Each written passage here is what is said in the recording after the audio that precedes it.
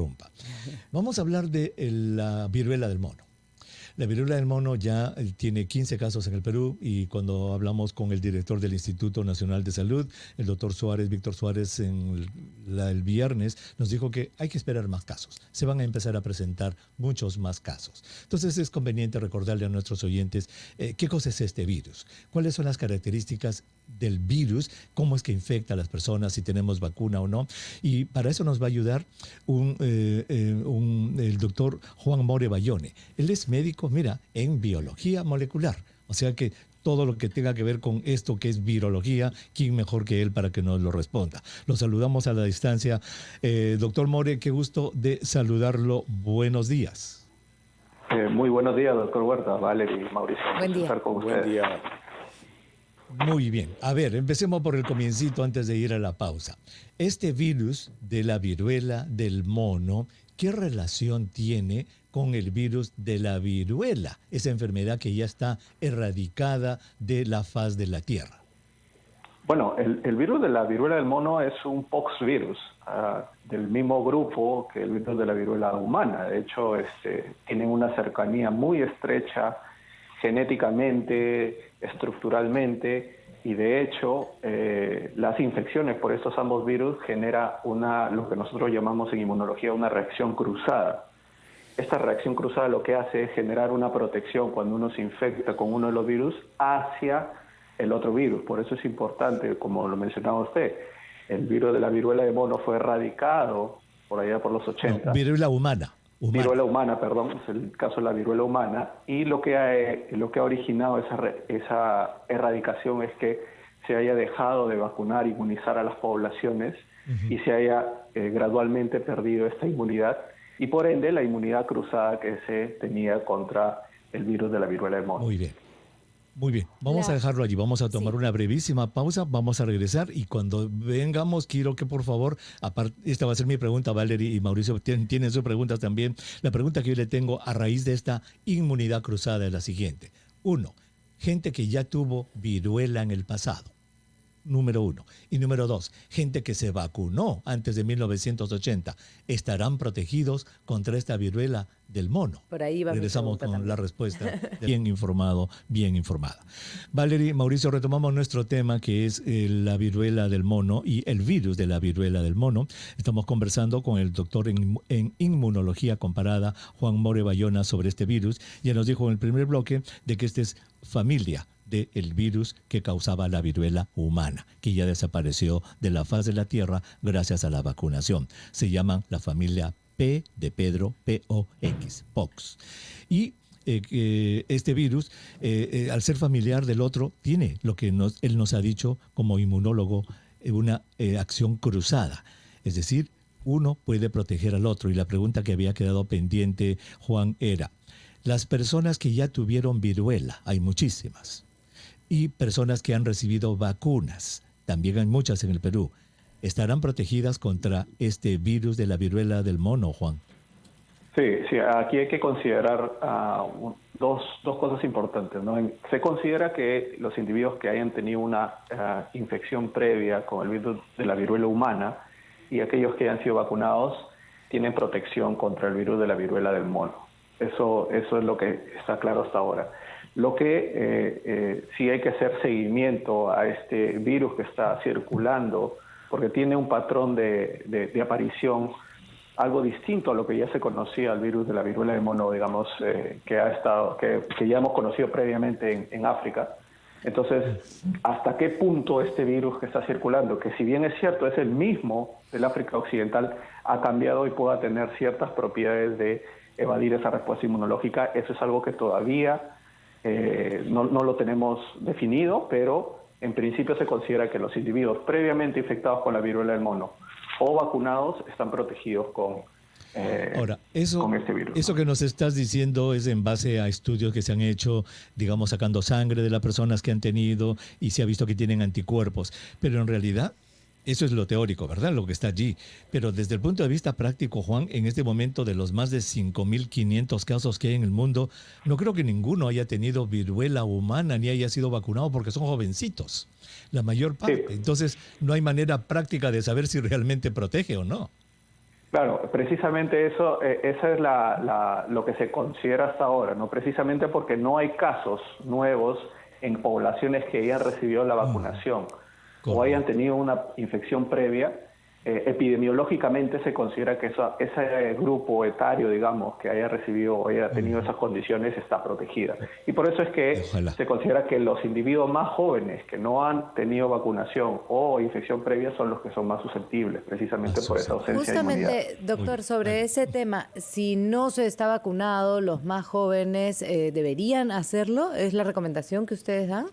No, lo que ahora se considera, lo que pasa es que para optar por una vacunación masiva, no solamente el criterio de la ausencia o presencia de inmunidad, sino cómo se transmite la enfermedad, ¿no? Entonces, al momento, lo que se está optando no es por implementar una inmunización masiva, a pesar de que esto está cambiando en el tiempo, ¿no?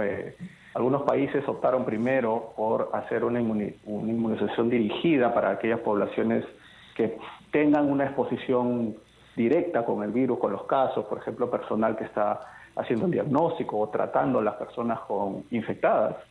Y esto ya está expandiéndose tal vez a los contactos cercanos, ¿no? Lo que se llama una vacunación en anillo, que es una estrategia bastante eficaz que ha funcionado con el virus de la viruela humana en el pasado, ¿no? Entonces, esa es la propuesta hasta el momento.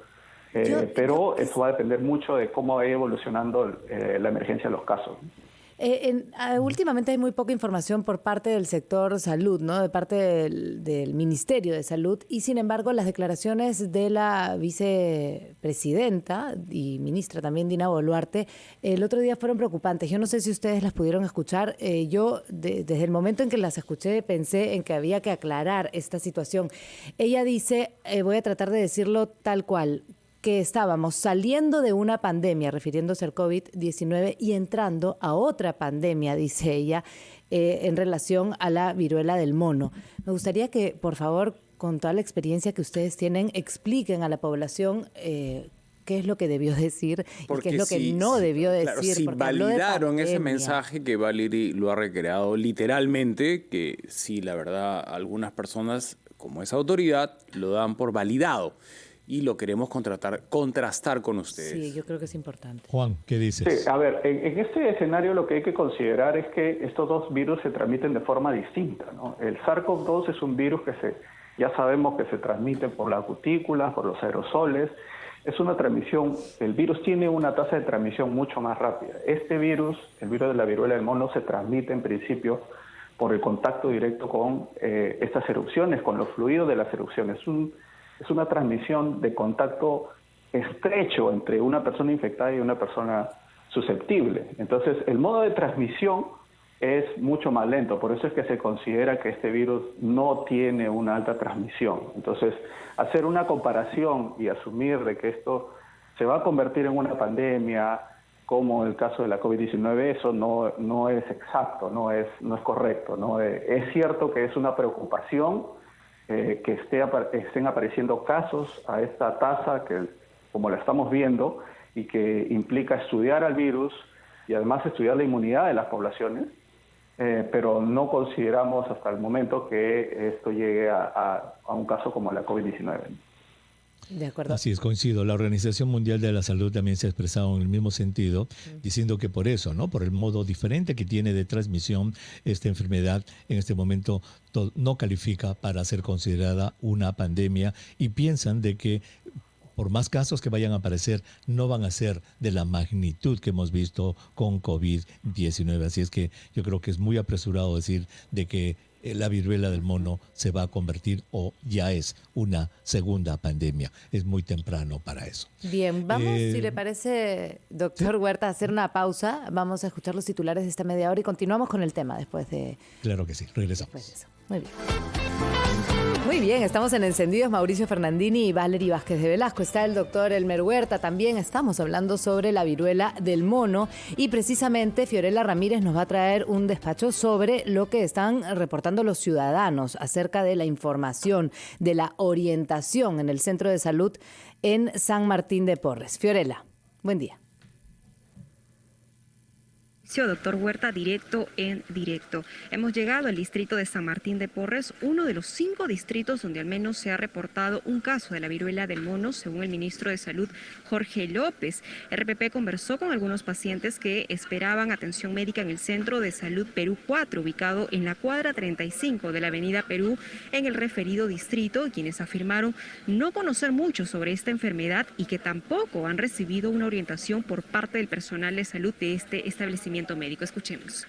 No sé nada todavía de la viruela del mono, solo por la noticia, ¿no? Pero no sé nada todavía. No tengo informado nada de eso, solo he escuchado comentarios por ahí, pero yo ahorita no estoy enterado de eso tampoco, nada. Usted que veo que está yendo a este centro médico, tal vez le está dando alguna información, una orientación al respecto. No, todavía no me dan esa información todavía, por eso que yo recién estoy enterado de lo que me están diciendo. Sí, tengo algo de conocimiento. ¿Qué es lo que sabe? De que te sale como tipo salpullidos, algo así, pero más información no tengo. Este centro médico tal vez en sus citas les han orientado, les han explicado cómo detectarlo, de qué consiste esa enfermedad. No. La formación. Bueno, a mí en lo personal no me han explicado eso. Según el MINSA, se ha reportado hasta el momento 15 casos de la viruela del mono en el país. Este virus se transmite de una persona a otra por contacto estrecho con lesiones, así como a través de gotículas respiratorias y materiales contaminados. Y en el caso de presentar síntomas como erupciones en la piel, fiebre, dolor de espalda o fatiga, el paciente deberá acudir al centro de salud más cercano a fin de que se le pueda realizar una prueba de descarte. Directo en directo, RPP Noticias. Muchísimas gracias, Fiorella Ramírez. Mauricio, Valerie, qué reto tan grande, ¿no? Cómo llevar una información a la masa, al público, ¿verdad? Los que estamos en la radio, ¿a cuántos programas habremos hecho de viruela del mono desde que salió? No exagero, por lo menos en Espacio Vital habremos hablado unas 10, 15 veces de este tema, pero obviamente, y esa es la tarea del Ministerio de Salud, de Educación, llevar todo esto a las grandes masas. Fíjate, Fiorella habla con 3, 4 personas, ninguna sabe cómo llevar la información a las masas. Ese es el reto. Pero bueno, estamos conversando con el doctor Juan More Bayona, él es doctor en biología molecular y estamos conversando sobre la viruela del mono. Mauricio, tenías una pregunta tú. Sí, yo, doctor, he estado un poco pensando qué se puede hacer desde el Ejecutivo si subimos de 3 a 15 y sentimos que la población, a pesar del esfuerzo de todos los medios, de que tomen conciencia de que está en el Perú y que hay 15 casos, pero qué se puede hacer desde las autoridades para controlar en los aeropuertos y para evitar que esto se siga multiplicando como ha ocurrido en otros países. Siempre queremos vernos en el espejo de otros países que no tienen 15 casos, tienen muchísimos más. Juan. Bueno, en este caso lo que se recomienda en la aparición de casos, lo primero es hacer la detección y el aislamiento del individuo contagiado, ¿no? Primero la prueba, el aislamiento ante la confirmación, por supuesto establecer un aislamiento un poco más prolongado y hacer el rastreo de contactos, ¿no? Este virus es menos transmisible que el SARS-CoV-2 si queremos hacer una comparación. Entonces, en ese sentido, el rastreo de contactos debería ser una estrategia mucho más fácil de realizar y a partir de eso identificarlas, establecer el riesgo que tengan estas poblaciones y en ese caso es necesario también implementar la vacunación que en anillo, que es lo que se considera para este tipo de virus, ¿no? Entonces, claro, pero ahí yo me quería detener con ustedes y con las personas que nos están escuchando. Entendemos muy bien lo del aislamiento y también entendemos nuestra realidad nacional, donde las familias viven en un solo cuarto 8, 12, ¿no? Y tienen un solo baño. Entonces, cuando hablamos de aislamiento, ¿tienen la mayoría de peruanos la posibilidad de aislarse radicalmente con baño propio y cuarto propio para no contagiar al resto de los miembros de la familia? Y frente a esto, en su momento se habilitaron las vías panamericanas, ¿no? Para aislar a personas que no tenían dónde. Ahora, ¿percibimos alguna contrapropuesta para aislar a alguien diagnosticado con viruela del mono que no tiene cómo aislarse porque es la realidad? Sí, pero lo que hay que considerar también que la aparición de casos no va a ser como la aparición de casos de COVID-19. Entonces, sin duda. En proporciones debería ser algo muchísimo más manejable desde el punto de vista de identificar a la persona y establecer un aislamiento y hacer un seguimiento a las personas que han tenido un contacto estrecho con ellas. Entonces, yo sí creo que sí debe ser, desde el punto de vista del gobierno, un esfuerzo para implementar una estrategia que permita identificar a las personas. ¿Y qué se hace con esas personas? Porque evidentemente, como lo menciona su Mauricio, no es tan fácil implementar estas medidas de seguimiento en las condiciones de nuestro país, pero sí tendría que haber un esfuerzo del gobierno para darle las condiciones necesarias para evitar de que esto se disemine, ¿no? Y hay que considerar que el virus es un virus que tiene una tasa de transmisión. Es una buena idea. Es bueno para nosotros, pero hay que esperar. Lo de la vía panamericana para el aislamiento. ¿Cuántos días deberían ser de aislamiento? Porque supongo que una vez que pasan las lesiones en la piel, igual tienen que tener cuidados especiales los pacientes de esta viruela del mono. En algunos casos se considera hasta 4 semanas de aislamiento. Entonces, depende mucho de cómo progresan las erupciones en la piel, ¿no? Se considera que a partir de que las erupciones ya resolvieron, es decir, que ya se cayeron las erupciones, ya se han curado, digamos, el individuo ya deja de contagiar, ¿no? Entonces, en algunos casos esto puede llegar a 4 semanas y tal vez un poco más, pero va a depender mucho de la evolución, ¿no? La viruela humana era terrible, Mauricio, Valerie, y el doctor Mori estoy seguro que lo sabe, porque el virus de la viruela humana era capaz de permanecer activo en las costritas y en el polvillo que salía de las costritas, y por eso es de que hay reportes, no sé, la historia los dice, que en los conquistadores daban estas mantas infectadas a la población nativa para que obviamente se enfermen. Terrible. ¿Se sabe si este virus de viruela del mono, Juan, también tiene ese mismo tiempo largo de actividad estando, por ejemplo, en las costras, en la ropa de cama? Exactamente para el virus de la viruela del mono no se sabe exactamente, pero se asume, debido a las características genéticas y de pertenecer al mismo grupo, que las condiciones son las mismas, ¿no? Que la permanencia del virus es también en ese tiempo, ¿no? Lo que sí se sabe es que es menor la gravedad de los casos, ¿no? Comparado con la viruela humana, ¿no? Entonces eso también es algo que es importante, ¿no? Hay un punto que quizá pueda ser de tranquilidad para nuestros oyentes, es de que existen 2 tipos, ¿verdad? 2 clades le llaman ustedes de estos virus.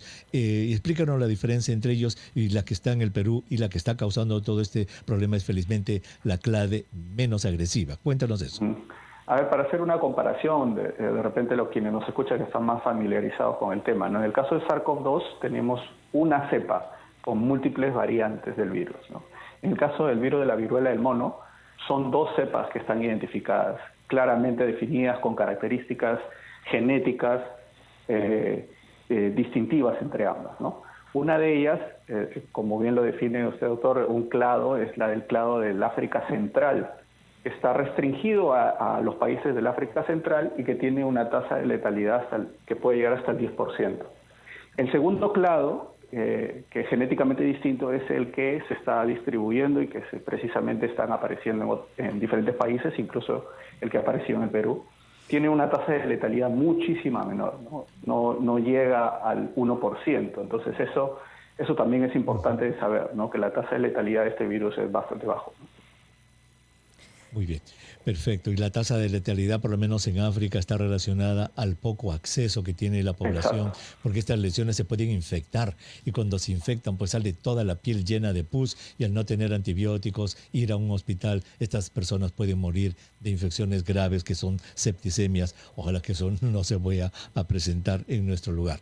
Pues Juan, muchísimas gracias por habernos ayudado a entender lo que es la viruela del mono, pariente de la viruela humana, y hay 2 tipos. el tipo menos agresivo es el que está en Perú, y quizás nos has dejado pensando en cómo el aislamiento debería ser realmente hasta de 4 semanas y cómo el MINSA debería ver esto ya de hecho para que las personas que no se aíslen en su casa puedan ir a algún lugar a hacerlo. Y Muchísimas doctor, gracias, Juan. También las felicitaciones porque entendemos que es profesor de medicina en la Universidad de Washington por el Día del Maestro. Un abrazo desde aquí, desde el programa.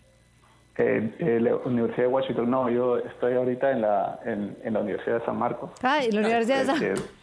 El doctor Huerta, creo que sí, en la Universidad de Washington. El doctor Huerta en la de Washington y usted en San Marcos. Al doctor Huerta sí le debemos dar, bueno. Va, los dos son maestros, ¿no? Los dos maestros, sí. Gracias. Muy bien, un cruce de información Juan, aquí. a la distancia, gracias. Muchas gracias. Gracias. Muy bien.